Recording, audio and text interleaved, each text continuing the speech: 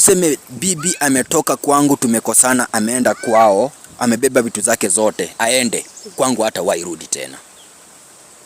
Kwa nini? Kwani anakuwa amekukosea makosa gani yenye nafanya nini asirudi? Bibi akiamua ameenda, wacha aende. Usirudie hiyo kitu. Nyoka ni nyoka. Kitu inabadilishanga tu ni ngozi. Unaelewa?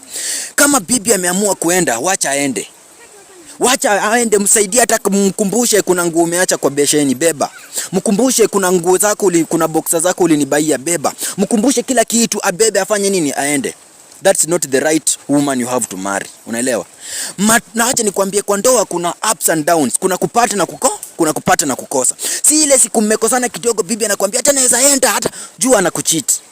Bibi mkikosana naye kidogo akwambia anaweza enda, anajua mali anaenda. Huyo mwanamke akupendi wewe peke yako. Ako na kina Kevo na kina Borayo huko nje. Anadhania, unajua tena mimi sijaiambia wasichana kitu ya ukweli. Hao wasichana wanafaa wakumbuke, huyo mwanaume anakudanganya ukiwa kwa ndoa yako, huyo mwanaume hawezi kukuoa. Anataka akutumiange ukirudi kwako, akutumiange ukirudi kwako. Ile siku mtakosana na bwana wako utapata hata yeye amekuacha, amekubadilika vibaya sana, unacheki. So bibi akiamua kuenda kwao, kwangu hawezi rudi tena.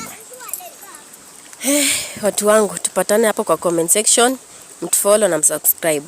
Asanteni.